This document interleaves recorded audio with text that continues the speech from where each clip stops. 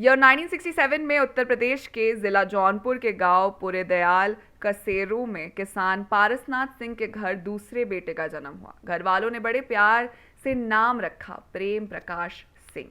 घर का नाम पड़ा मुन्ना। घर की स्थिति ठीक नहीं थी। मुन्ना ने 5वीं के बाद स्कूल का रास्ता छोड़ दिया और कालीन की खड्डी पर समय बिताने लगा और जल्द ही उसने कालीन बुनना सीख लिया। उसके तेवर शुरू से ही काफी अलग थे। 1982 में पहली बार मुन्ना का नाम पुलिस की डायरी में दर्ज हुआ। गांव में ही उसने मारपीट की थी। नाम आया गया और फिर यही सब होता गया। लेकिन गांव के लोग उसे अब अलग नजरिए से देखने लगे थे। मुन्ना और उसके साथी कालीन व्यापारी भुल्लन सेठ के यहाँ काम करते थे। ईयर 1984।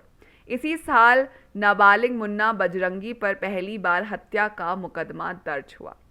पैसों के विवाद के बाद भुल्लन सेठ ने मुन्ना के दोस्त ओम प्रकाश सिंह को काफी भला बुरा कहा। मुन्ना इससे नाराज था। कुछ दिनों बाद ही गोपालपुर में भुल्लन सेठ की गोली मारकर हत्या कर दी गई। आरोप लगा मुन्ना पर। नामजद होने के बाद पुलिस मुन्ना को तलाशने लगी। इसी बीच वो बनारस के पूर्व डिप्टी मेयर अनिल सिंह के संपर्क में आ गया। अनिल के तब बहुत दुश्मन थे जिन्हें निपटाने में काम आ रहा था मुन्ना। 1985 में अनिल सिंह के दुश्मन सीताराम चौरसिया की हत्या वाराणसी के चेतगंज में हुई। आरोप लगा फिर से मुन्ना पर।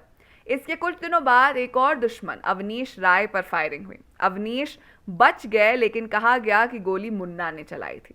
एक के बाद एक कई वारदातों के बाद मुन्ना का कद तेजी से बढ़ गया और लोग अब मुन्ना को मुन्ना बजरंगी कहकर बुलाने लगे थे।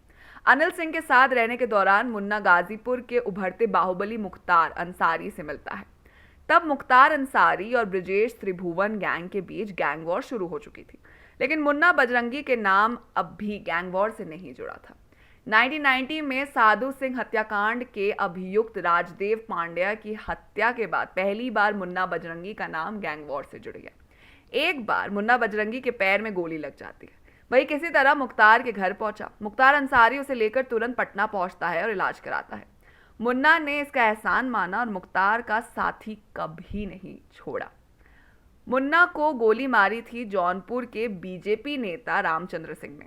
ठीक होते ही मुन्ना के निशाने पर रामचंद्र आ चुका था। 1993 में जौनपुर एसपी ऑफिस के पास रामचंद्र सिंह और उनके गनर अलामगीर और भानु प्रताप सिंह की हत्या हो गई। इस तिहरे हत्याकांड में मुन्ना बजरंगी, माया शंकर सिंह, विनोद नाटे और अनिल सिंह का नाम आया। अब मुन्ना बजरंगी का नाम अंडरवर्ल्ड की दुनिया में पहचान बना चुका था।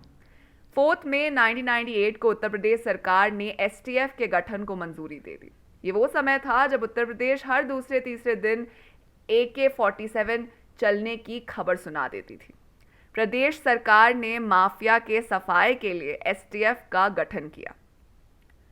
11 सितंबर 1998 को एसटीएफ को मुन्ना के मूवमेंट की जानकारी मिल गई। वो दिल्ली के करनाल रोड पर था। जाल बिछाया गया।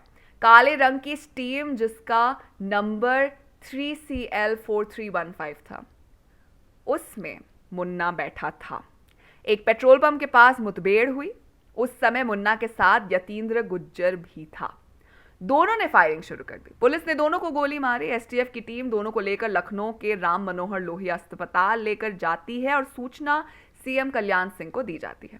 दोनों को मृत घोषित कर दिया गया। दोनों की बॉडी को पोस्टमार्टम हाउस भेज दिया गया। लेकिन जब डॉक्टर पोस्टमार्टम हाउस पहुंचे तो मुन्ना की सांसें चल रही थी। डॉक्टर ने तुरंत इसकी जानकारी एसटीएफ टीम में पुलिस अधिकारी रहे राजेश पांड्या को दी। मुन्ना 9 गोली खाकर भी बच गया था।